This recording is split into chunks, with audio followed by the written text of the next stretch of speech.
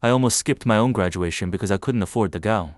I was too embarrassed to tell anyone. My family was struggling to pay rent, and I couldn't justify spending money on a ceremony that lasted one afternoon, so I quietly accepted that I would stay home. The day before the deadline, I walked through the school hallway, trying not to think about it. That's when our janitor stopped me. He smiled and asked, "You're graduating tomorrow, right?"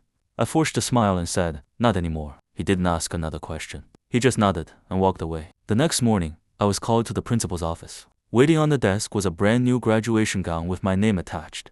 The principal said, "Someone paid for it and asked to remain anonymous."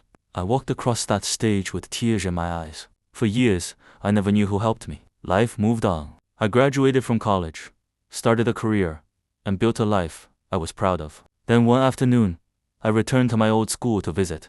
The principal smiled when he saw me and said, "You know who bought your gown, don't you?" I shook my head. He pointed through the window. Outside, sweeping the sidewalk like it was any ordinary day, was the same janitor.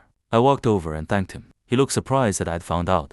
Then he quietly said, "When I was your age, I couldn't afford to graduate either. I promised myself that if I ever had the chance, no student around me would miss that moment because of money." He changed my future with one act of kindness. Not because he was wealthy, not because anyone was watching, but because he remembered what it felt like to be left behind. That day taught me something I'll never forget. The greatest people are often the ones who never ask for recognition. If you're ever in a position to help someone quietly, do it. The smallest act of generosity can become the reason another person never gives up.